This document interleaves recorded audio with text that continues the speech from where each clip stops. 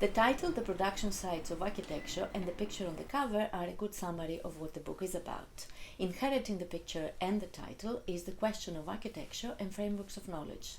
Like all artifacts, buildings embody and produce knowledge. This is the truly unique feature, the capacity to transmit information, and in certain cases to do this in a way that it generates new knowledge.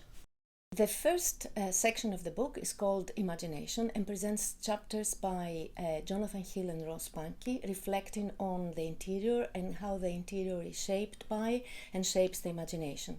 Jonathan Hill looks at the interior of Soames Museum and his tomb in London, and Ross Pankey looks at Freud's interior in Vienna.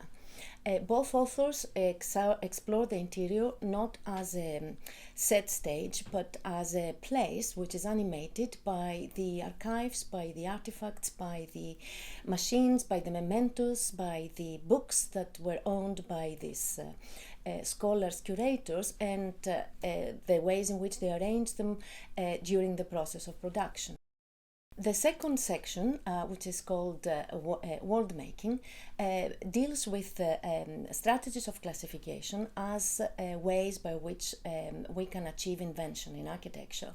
As humans, we're wired to create lists, to make classifications, to organize things according to some order in principle.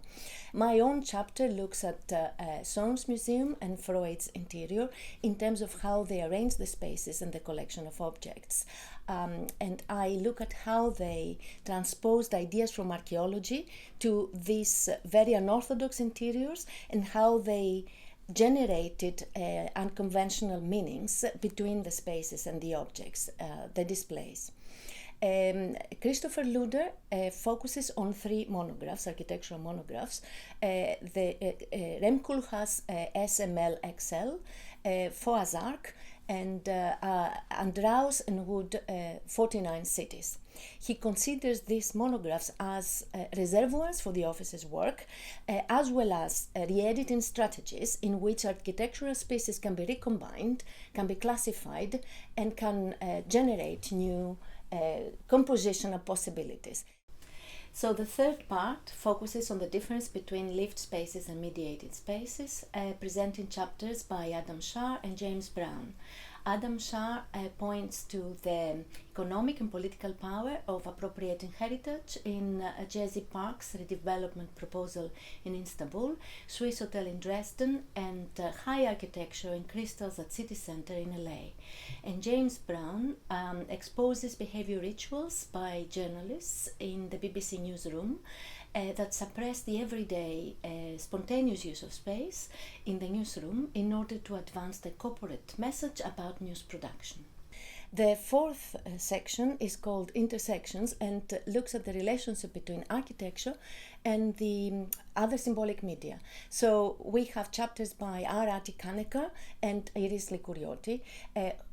Arati explores the choreography of architecture with poetry in Terani's Danteum and in Peter Eisenman's project Moving Arrows, Errors and Other Errors. And Iris Likourioti explores a poem by Mallarmé, Throw of the Dice Will Never Abolish Chance, in conjunction with the reconfiguration of an apartment that she designed in her architectural studio, and Brecht's diagram, which analyzes the relationships between the different actors that are involved in the production of a musical piece, and translating that to relationships between actors in the production of architecture. And finally, we have a section by which presents chapters by Elke Couchet and her co-authors and Hannah Louie that look at the transmission and production of knowledge in architectural pedagogy and in the heritage sector.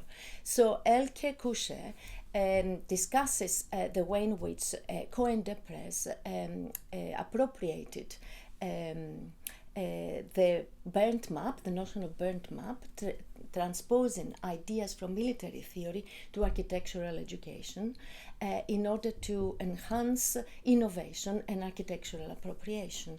And then Hannah Louis looks at the intersection between physical places and language through annotation, transcription, and text.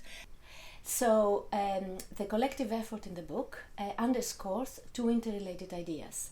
The interplay between what architecture means as an environment that supports life and as a contemplative, reflective and aesthetic appreciation of life.